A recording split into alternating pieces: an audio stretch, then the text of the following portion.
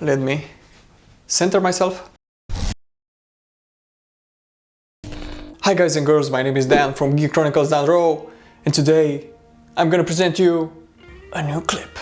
In today's video we're discussing a new interesting topic. More precisely, we're discussing RAM, some misconceptions about RAM, and what you should do and you should definitely not do or try with your system memory. Let's begin. This video is targeted more towards beginners or intermediate users. If you're an advanced user, I am afraid this video is not for you, and you should watch some other clips of mine. What is RAM? RAM, it's an abbreviation, and it basically stands for random access memory, and it allows the CPU to write and read data from it super fast, randomly. Compared to an SSD, RAM it's way faster, and this is super important to have a smooth and functional operating system. What it's okay to do with your RAM and what it's not really okay to do with your RAM. First, let's start with things that you shouldn't really do with your memory and you cannot really do with your memory. The first one is RAM is not backwards compatible, so you cannot put a DDR4 stick in a DDR5 system and vice versa. In short, the number of pins is totally different. Also, the RAM frequency is different. The second thing is when you're installing system memory is make sure that the RAM is seated correctly. Although in theory nothing really disastrous can happen with your RAM, especially the BIOS has some protocols built in to ensure that your RAM functions accordingly. Sometimes if you don't click the RAM firmly into place, it may give you some random errors or even the system won't boot at all. So the first thing to do when you see that you install a new stick of RAM in your computer and it doesn't boot, try to reseat the RAM in the socket and make sure it clicks firmly into place. The third thing that you should really consider doing with your system memory is install it correctly in the correct place. The grand majority of motherboards have a particular order in which they like their system RAM to be installed. So if you got only one stick of RAM, the first slot that should be populated is the first one on the right. This is just a simple example so you can get the scope of it, but it's always a good idea to consult your manufacturer's manual. There you can find all the information required in order for you to install correctly your new system memory. Okay, now let's talk about things that you can do with your system memory that are not really that common, let's say, or recommended in some ways. You can technically mismatch RAM brands. So let's say if you have an 8 gig stick from Kingston, DDR4 CL22, and another 8 gig stick, same CL22 from ADATA, it will work together. It's not really recommended to mismatch brands of RAM because there might be some technical differences between those two.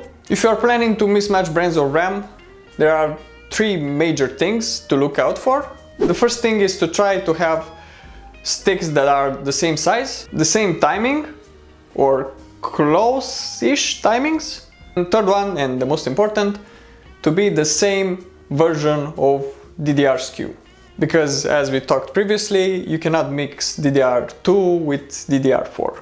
Okay, but can I install a 16 gig stick from Kingston and an 8 gig stick from ADATA? Yes, especially starting from DDR4, the RAM compatibility improved drastically. So the BIOS will allow you to mismatch even different capacities of RAM sticks, as long as the frequency is the same, the timing is the same, and also the DDR version. One important thing to note here, in some situations, maybe your RAM will not work in dual channel, so why should you care? Because dual channel basically it allows your RAM to work a little bit faster and gives you a boost in performance compared to single channel memory. And you will feel this mostly if you do like gaming, video editing, or 3D rendering. Now, the third situation that you may encounter, let's say if you have already installed two 8 gig sticks in your system, and you want to add an extra stick, a single stick of RAM, you can do that also. Intel and AMD have now like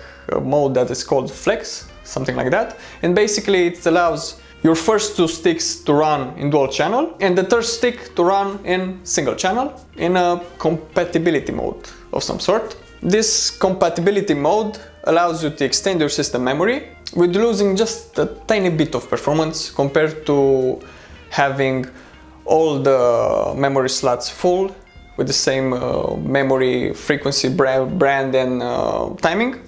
Another thing to do in your system, even though you can lose a bit of performance, sometimes a lot of performance, is mismatch frequencies.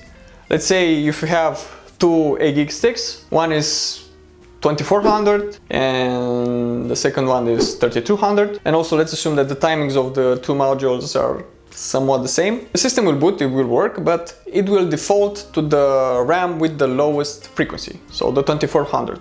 You can, in theory at least, to make the 2400 RAM to work at a higher frequency by adjusting some settings in the BIOS, but I can assure you that doesn't work with the most basic cheap RAM stick. This only works with RAM that it's a little bit more expensive and targeted towards gamers, because in most situations it allows the user to overclock it. Okay, what is your experience with RAM? Leave a comment below. What did work? What didn't work at all? I'm really curious to see your responses in the comment section below. And also, if you are there, leave a like, subscribe, and make sure to watch my channel, because from time to time I like to post also clips in English, because now I have some English viewers. Not many, but a few. But the quality of those viewers, I might say, you should also join.